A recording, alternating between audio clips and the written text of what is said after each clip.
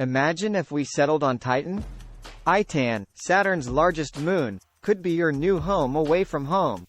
Why Titan even if you weren't 1.5 billion kilometers, 900 million miles, away from Earth? Starting a community is extremely hard. Luckily for you, we're here to help you work out the kinks. You know, the first thing teach you in real estate is location, location, location. And thankfully, Titan fits the bill.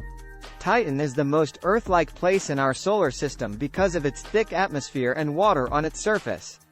Of course, there are some differences you're going to have to get used to. Differences like Titan having 1.6 times the atmospheric pressure of Earth. That's the same pressure you'd feel diving about 5 meters, 16 ft, down into the ocean. On the plus side, Titan has seasonal changes that would let you rock your new fall getup. And I hope you like it, because on Titan a season lasts about 7 Earth years.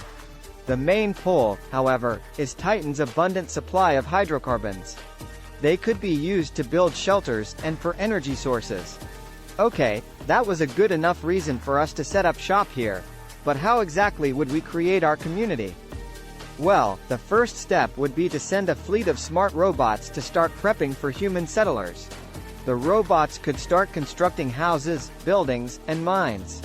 Since Titan is filled with hydrocarbons, such as methane and ethane, it makes sense to convert them into plastic and use them as building materials. As for powering the settlement, we'd have to cover about 10% of Titan's surface with solar panels. That's no small feat, but with a little elbow grease and scientific know-how, we could pull it off. Next, it's time to make ourselves at home.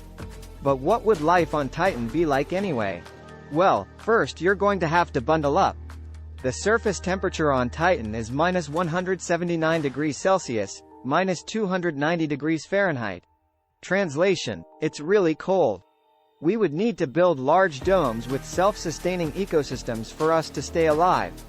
Those self-sustaining ecosystems' food would provide us with food. We would take the lessons learned from the International Space Station on how to grow lettuce, peas, and radishes. These have all been successfully grown in their space garden, and will help us to understand how low gravity affects plants. With less sunlight reaching Titan than our plants are used to, we'd need to add additional lighting to make our galactic greenhouse thrive.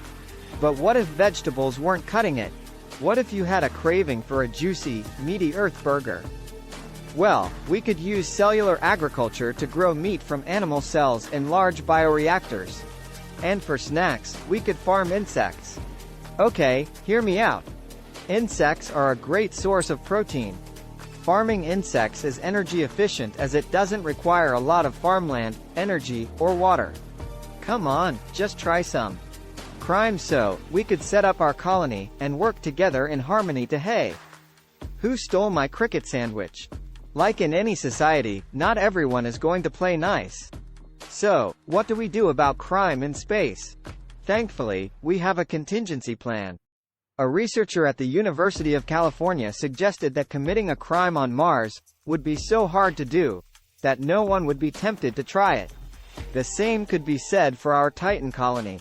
This is because of all the monitoring data that would be needed, such as airlocks opening and closing, exact GPS data about your whereabouts, your vital signs, adrenaline levels, and so on. If someone did commit a crime, all that data would make it pretty easy to identify the criminal. That will teach you. This is my cricket sandwich. And you don't have to be a rocket scientist to go to Titan. In the beginning, we would need skilled laborers to build it, with engineers, nurses, farmers, and cooks.